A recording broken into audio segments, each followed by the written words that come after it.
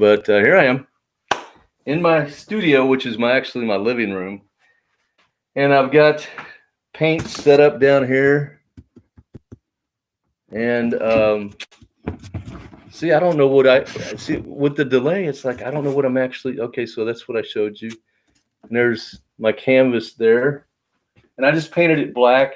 I used some cheap black paint, which if you buy cheap black paint or cheap any paint, be aware that usually it's cheap because it has, that might be better. It has has less pigment, a lower pigment load. And that was certainly the case with this black paint. It is not black. And I know it looks black, or it might look black to you, but it's not. And I can prove it just by showing you. I don't know if you'll be able to see this too well, but this is black, or this is just about as dark as you can get. Okay, and when it's up against the canvas, you can see that, I don't know if you can see that. See, now you can probably tell the canvas is actually charcoal. So be aware of that if you buy cheap paints. I buy a lot of cheap paints. I use a lot of house paints. I recently bought about $50 worth of Behr Marquee color samples. And it's interior matte, exterior flat, stain blocking, paint, and primer. And I've painted quite a few paintings with these paints. I mean, I got like 12 jars, something like that, or maybe more than 12 jars for $50, delivered. And I like using them. So, I'll use anything. It doesn't matter to me. I'm not worried about, is the painting going to last 1,000 years? Generally speaking, I think most acrylic paints, whether they're house paints or otherwise, are fairly durable, but time will tell. I guess I'll probably be gone, so they can cuss me out when I'm not here. Lately I've been painting. For those that don't know, I've been creating a lot of. Here's one. I've been creating a lot of figurative abstracts, as I call them, and a lot of other people call them that too. I don't know what maybe you could call them something else, but that's what I call them. And to get started, I usually use, to get a drawing on the canvas. Now, if I don't have a toned canvas, this doesn't work, but I use white chalk, and this is just cheap Crayola chalk. Works fine. And I use this because when I'm through with the painting, I can just take a damp cloth. See, I'll show you.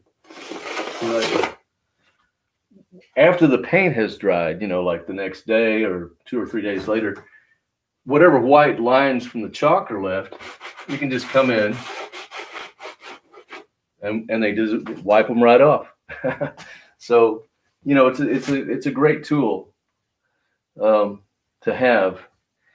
And as you can see, I hope you can see, I do not take very good care of my brushes. I essentially abuse them. I mostly buy cheap brushes. When I first started painting, I thought I needed expensive brushes. I bought a watercolor brush. They cost $250, and I left it in the water overnight, and it ruined it. So let's go ahead and get started, because that's what I like to do. When I'm in my studio, I'm not usually talking this much. I'm not showing anything to anybody else. I'm just painting. So what do I want to do? And I think what I'm going to do is I'm going to skip the chalk for now. And I'm going to use a paint marker pen. It's water-based, it says. It doesn't actually say acrylic on here. I thought it did. Oh, here it is. Okay, so I bought a box of these, 12 of them. I don't remember how expensive they were, but I don't think they were very expensive. Maybe they might have come out to $2 a piece or something. And I was pleasantly surprised with just how much marking they'll do out of, I have yet to use one up completely, and I've been marking quite a bit with them. So you just shake them up, and then you got to get the pin top going. Well, this one's already going. And then I'm just going to start drawing with this, and as I showed you if you're not familiar with the work I've been doing lately, see, I'd like to show you the rest of them, but here I can show you at least one more.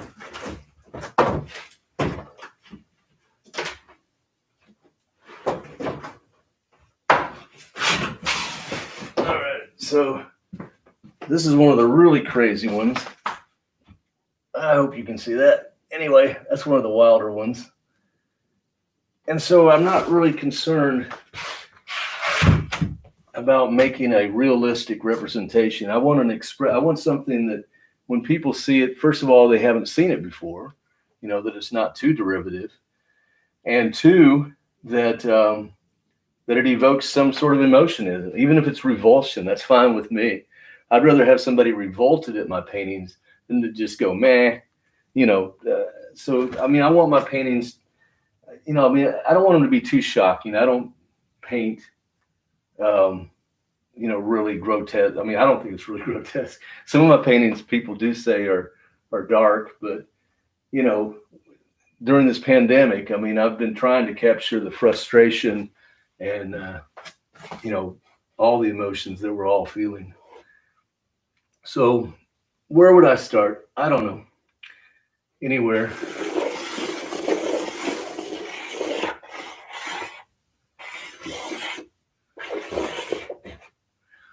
Or maybe the eyes come over here like this.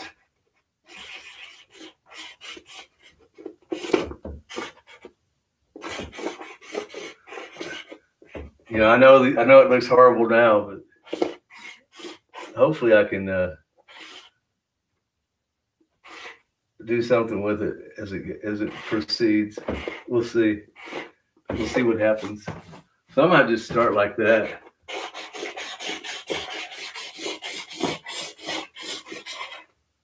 Who knows? And so there's the basic structure of what's going to happen. And then I got my paints here. I showed you that, I guess. I got a dirty old palette. And I use these little Dixie cups or whatever they're called, little plastic cups. And I try to keep the paint from drying out, but it seldom works. And so there's just hard paint in the bottom of these. And again, these were rather cheap, but they have a higher pigment load than that other brand did. So this is Milo Art Supplies acrylic paint, and they were not expensive. And just so you know, I do have tubes of Golden and Liquitex, but most of those I've had for a while because lately there's been a cash crunch at the Mars household. So y'all are commenting, right? And I don't even know. I don't know how to do this. Oh Lord. Thank you for coming. Thank you for being here. Okay. So I'm just going to, So, I'm just going to come in here and it's like, I don't care if I don't really care about anything, to be honest, but I don't care if the paints mix, on the canvas. That's fine with me. I might outline my hair like this. I don't know. Why not put some red in there? It's all going to get changed as it goes along. Nothing stays the same. I might put that hair. So, I want the paintings I've been doing lately, I've intentionally given them what I consider a primitive feel. I don't want them to be polished, or I want there to be a crudeness to them. Okay. One thing I do quite often is I will cut out. I'll do some negative painting right at the very beginning. I'll cut out the structure, the shape, the big shape. And to do that, I'll just get a flat brush here. I've got some yellow here. Maybe I don't want yellow. Maybe I'm going to make some green. So I got my primary colors here, plus orange and a couple others. I've got more paints over there, but I didn't have all the space for them here. So I put in the yellow first, and I'm just adding a drop of blue because that usually goes a long way. And I just mix it up with the brush, which is totally wrong, and I don't care. So I've got a green now, and I'm going to come in here with this green, and I'm going to start cutting out the face there.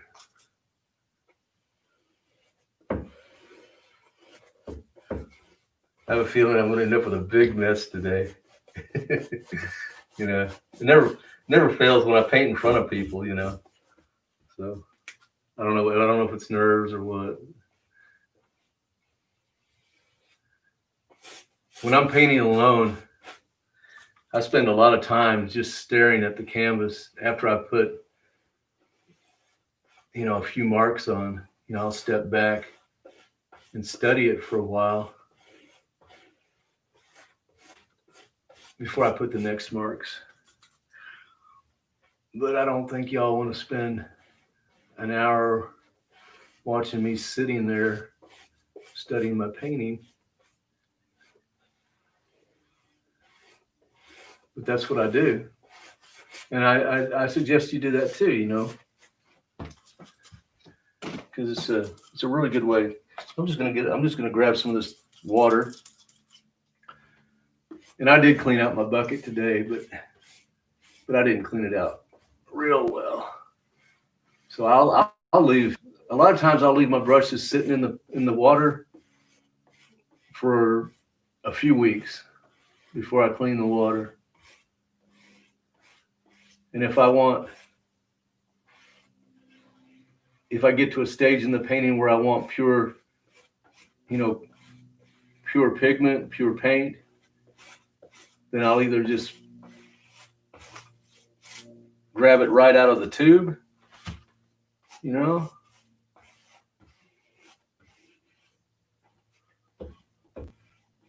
or I'll get a clean brush and all that. I didn't get quite enough paint mixed up, but it's all right. No worries. No.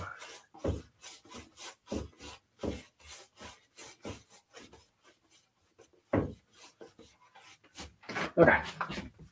So see, I would definitely step back at this stage, take a look. Hey, that's kind of cool. I mean, I think it is. I don't know. It's a good startup. Maybe it is. Again, with the Apple Bear cheap paint. Now, cheap white paint, white doesn't really have a pigment. I mean, you know, so why worry about a pigment load with white paint? You know, I don't. I buy Liquitex Basics Gesso, and I get the 1 gallon jugs. They were about $22 a few years ago. I think they've gone up. I don't have much left. I need to order some more, but they're under $30 anyway for a gallon of paint, you know, and it works great in my opinion. All right, so see, I'll just dip this right down in here. It don't matter. I'm going to come up here and start putting in some teeth.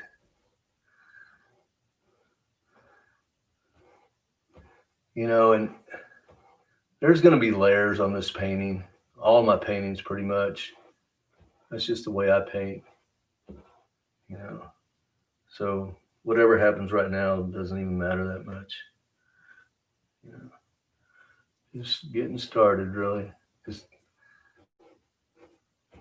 getting something on the canvas, and then you can work with that. Once you've got something on the canvas, you got something to work with.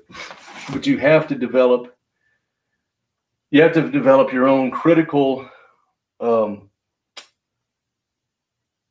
ability to critique your own work. You have to be able to do that, and you can do that. You absolutely can. When you look at something, if you think it looks good or not. I mean, if you don't, I don't, just pretend you do. I mean, if you look at something, you should know. You don't need to be told if something looks good. You know if it looks good. You're the authority. You're the artist. It's your painting. So, you stand back. And when I'd say stand back, because when you're this close to your painting, you can't really take it in. You're not really seeing. You're seeing the details, and that's what's messing you up a lot of times. But when you step back 12 feet or further, even, then you can get like the gestalt of the painting, the whole thing, and you can say, oh, that area over there needs to be darker value or a lighter value, or I need to punch up the contrast, which is quite often true in the development of my own paintings. Usually I get to a stage about midway where it's like, okay, so what do I need to do now? And the obvious answer is to punch up the values. And there's two ways to do that. I mean, well, punch up the values, you're going to, you're going to, you're going to introduce lighter lights and darker darks. Now, this one started off with dark darks and light lights. That's not how I've been doing these lately. I deviated. Don't ask me why.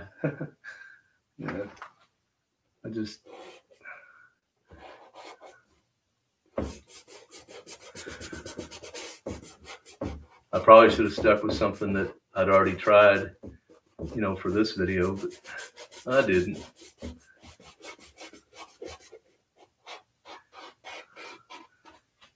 And when I'm scrubbing paint on the canvas, I like to intentionally grab a little bit of paint that's already on there and move it around. That's just something I enjoy doing.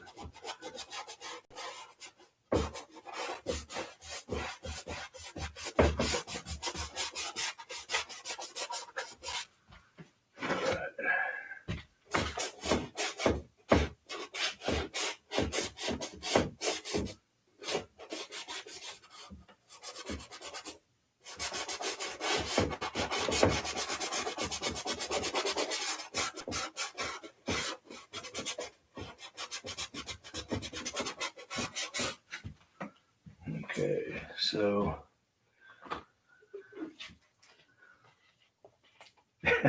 this is a mess. But see, these paintings take me days. We're not going to finish this painting today. More than anything, I like where this is going. I think it looks kind of cool. I could stop there. I wouldn't stop there, but I mean, there's hours and hours left on this painting. Maybe 20 or 30 hours of painting. Especially if you count the time that I'll be sitting over there, sipping a tea or something. But mostly, more than anything, today was about, just doing it. I mean, for me, just getting the first live stream out of my system. I promise I'll be more prepared for the next live stream. So we've only been streaming like 7.5 minutes or something, 7 minutes. Wow, it seems like about an hour. Oh God. Okay, so no complaining. No complaining. What do I want to put in? I'm just going to grab some color. I don't know. How about some orange? Doesn't matter. Doesn't matter. Put it on my palette this time. Generally speaking, there just aren't any orange paints that I like right out of the tube or the bottle. I don't know why. To me, there's something about that color. I guess that's supposed to be cad orange that I find irritating. But when I mix it with some yellow, I start getting the orange colors that I think are really beautiful. And I won't even mix it up that well on the palette. If you look at my brush, it's got, chunks of yellow and some orange in there. It doesn't matter to me because it's going to get mixed up here. And I guess I'm going to go right in here.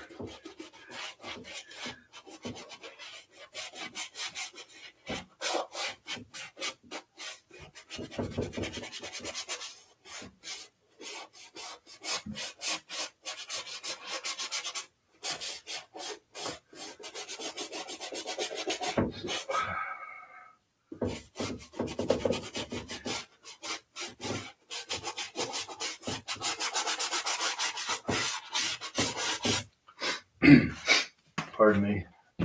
I've had a lot of sinus problems lately. So this is an old t-shirt, it became an art tool. And so, sometimes I'll come in here and wipe away a little bit of what I've done. Blending the paints on the canvas, getting some marks in there that are unintentional and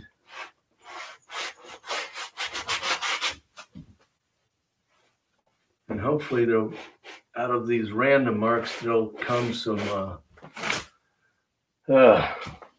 happy accidents. Maybe none so far, but you never can tell. So I'm going to come back in here. I'm going to take some blue now. I don't have any. Do I have any blue on there? I guess I do. And I need a smaller brush. That one's too small. That one's just right. Okay. So I'm going to put lots of water in this. Maybe I might end up with some drips out of this. That's okay. Yeah, it looks like it's trying to drip. That's fine. There it goes. It's dripping. Yeah.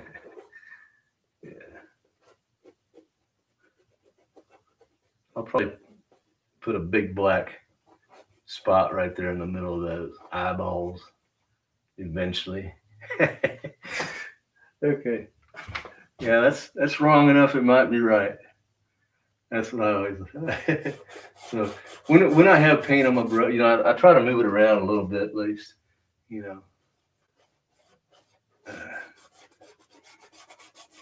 It just, in my opinion, it's not just my opinion, but when you move your paint around, it just creates a little bit of harmony, or a lot maybe, in your final composition.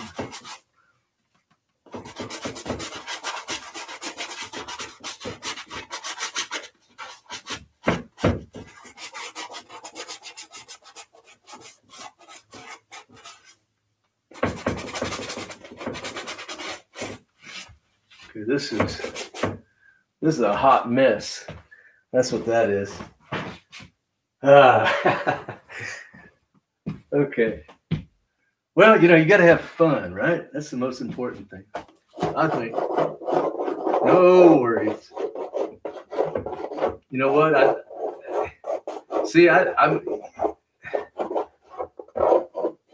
How do you develop confidence as an artist? Well, you just stop caring about the outcome. If it's the ugliest painting that's ever been painted, that's fine with me. I'd be proud of that. I would be proud to be able to say I've painted the ugliest painting ever painted. I mean, that could be my thing, man. Yeah, he's that artist that paints those ugly paintings. But the truth is there's a lot of beauty in ugliness. Well, maybe there isn't. I don't know. Maybe there isn't. Yeah. But I just try to let my mind go, when I'm painting, not think about things too much.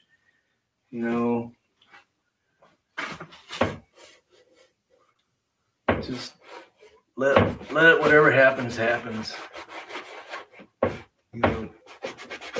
There's nothing critical about this. I'm not performing brain surgery. If I mess up, nobody dies. They don't even get sick. A few people might get irritated, but that's them. That's not me. I don't care. I mean, yeah, I'm telling you all this while you're watching me struggle Struggle with my painting. What can I do now? So y'all are making comments, right? Did everybody abandon me already? Probably. Wow. 33 of y'all? Really? Wow. Okay. I do apologize once again. And I promise that the next live stream that I do will be better organized. Maybe I can get better cameras set up because I'm not even sure that you're being able to see this very well. And I'm having a hard time reading the comments. Okay, my courage. I hear that a lot, and I appreciate that. A lot of people say you're courageous. It's like, man, I'm just painting. I'm not jumping over. I'm not rock climbing. If the painting fails, I don't drop 20 feet or 100 feet or whatever. I'm not flying an airplane. I'm just painting. I don't know why it takes courage, but I mean, to me, that's the thing about, because the truth is, I'm not a courageous person. I'm very, like anxious all the time. But when I paint, I'm not anxious. When I paint, I'm free to just do whatever. There's no rules. I'm going to have to, I've got my artistic license around here somewhere, and I'm going to have to remember to get a sign-up form on the website so the rest of y'all can get your artistic license, because once you have your artistic license, then you're absolutely free to do anything you want with your artwork. It's complete. Any restrictions are completely up to you. I have a lot of limitations on my work. I don't paint nudes, because I want the whole family to be able to look at my paintings, and I don't do anything really bizarre at all, like some artists. There are artists who do stuff that I think is gross, to be honest. But I won't get into that. So, where do I go from here? Well, you can turn it upside down. Like I said, it doesn't matter. Nothing matters. It might look better that way. There's an artist, I can't remember his name now, but I just recently found him. I mean, he's probably been around for a while, but because he's somewhat famous, I guess. But that's what he does, is he paints his portraits. Like, he paints kind of, stuff like this. Well, not quite like this, but expressive, figurative works, and he paints them upside down. If you bought the painting, he would intend, he signs it down here, and you're supposed to hang it that way. So I could do that too, but then I would be the second artist that did that. So, that's too bad I didn't get there first. I never thought of it. I mean, that's what you got to think outside the box. You just, let yourself, it's called brainstorming. You just let your mind go wherever it will. Sometimes a glass of wine, or if you live in one of the 8 states with legal hemp, then maybe that's, those might help you, free your mind. I don't know. Okay, so let's see. I think I want some crimson. I don't really like. Yeah, there we go. Give us some thick lips here. Yeah, all right. Thick, chunky lips. And what else? All right, I got some yellow out here, so I'm gonna. There was blue on this brush, so this is like a bluish. This is like light green thing going. I don't know where to go from here, to be honest. I'd have to. So I'll just go wherever. You're ruined. Oh, I know why you say that. You say I'm courageous, or some of you say I'm courageous, because I'm not afraid of destroying a painting. I mean, I'll paint over. It's like I think I'm going to start threatening the few collectors that I actually still have, because they'll say they love I'll paint something. They'll go, oh, I love that painting. I love that painting. I'm going to start putting a time on it. Like, okay, well, if you love this painting, cough up the money, or I'm going to kill it. I'm going to kill that painting. I'm going to paint over it, and you'll never see it again. I think I got to start doing that because I just love to paint. That's the thing. Now, I'm not particularly fond of painting houses, I mean, I tried that for a little while. In the Navy, I did a lot of painting of the ship, haze gray. But, that wasn't too much fun. I guess it's the colors. I've been, one of my early instructors said, "You're a colorist." I said, "I beg your pardon." But, I didn't know anything about art. Maybe I still don't. But, so maybe I am a colorist. I don't know.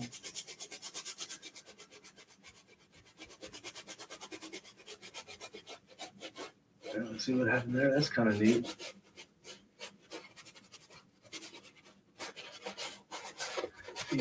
Once you get that brush moving, it's like there's no telling what might happen, right? Okay, I'm going to flip it back over. I'm going to let that other guy do the upside down paintings. Pinterest. If you don't already have a Pinterest account, if you don't frequent Pinterest, you can get so much inspiration from Pinterest. You'll see famous paintings by famous artists like Basquiat. How you pronounce his name? I probably butchered that. But and you'll see other art, and that's where I've been getting a lot of inspiration lately. And it's just inspiration because I'm not trying to make my paintings look like theirs. I'm just enjoying their, what they did, visually on a canvas, and I'm letting that, soak into my brain, and I am taking a few of their ideas sometimes. I might see somebody else, do some pattern work or whatever, and I might think, well, that's cool. I'm going to do something like that, or maybe some stamping. Maybe they've done some stamping, which is a great way to get texture, by the way, visual texture. There's two kinds of texture. There's tactile texture where you can feel it, actually feel it on the canvas, and that will add visual texture usually. I mean, when you get a canvas from the shop, from the art supply store, it has a texture generally. I mean, it's not smooth as silk unless you're painting on silk. So, but it's a uniform texture, and I find that disturbing.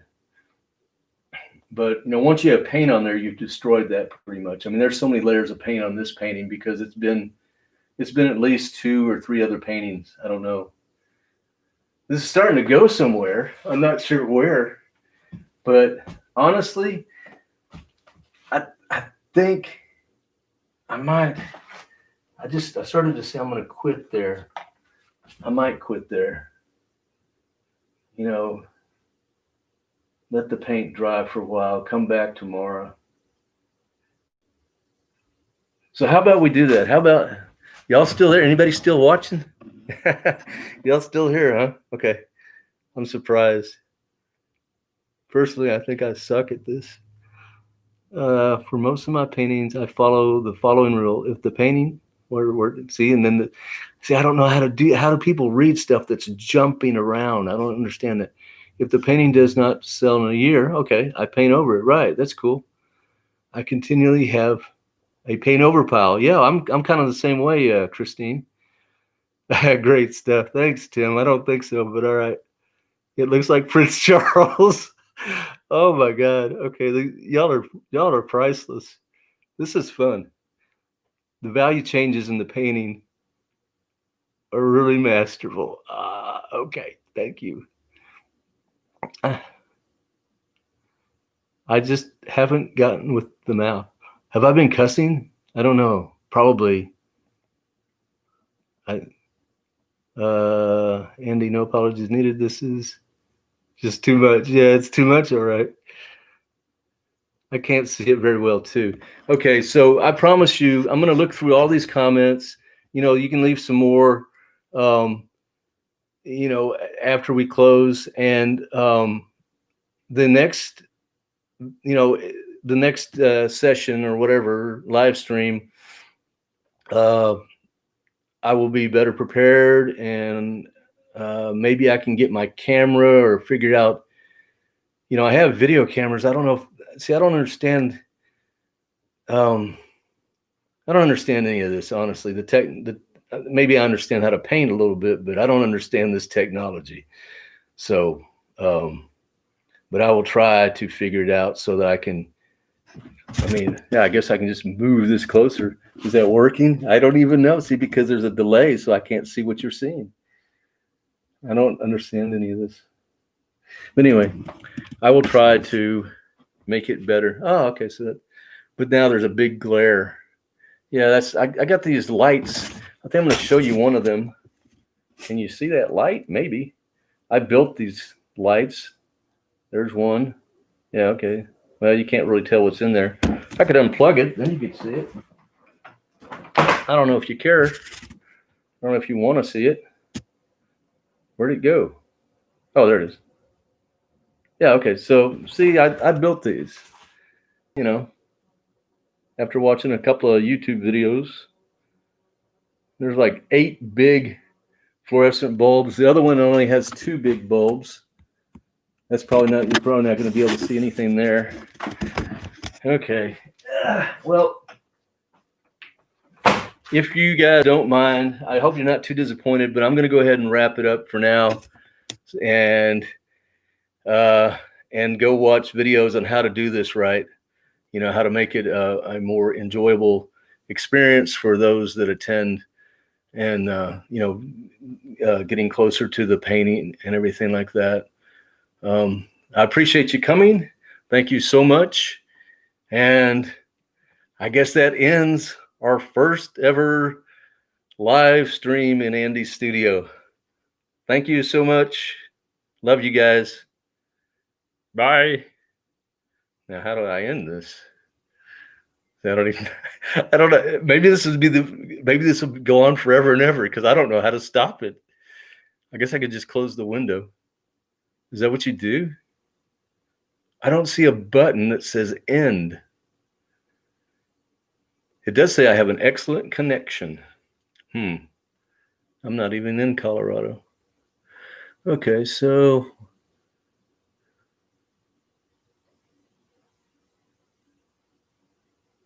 share your thoughts about what you like about the painting so far and what you don't like about it. How about I do that next time? Okay, because I actually have to go sit down over there 12 feet away, like I said, or farther, and drink my tea and think about it, for quite some time. I call it long looking, or that's what a lot of artists call it. But so I have to study it, and then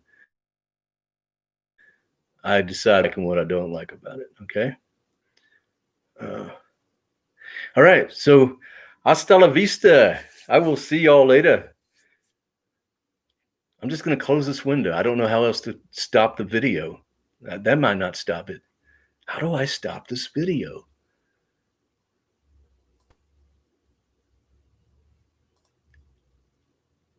Not stop it.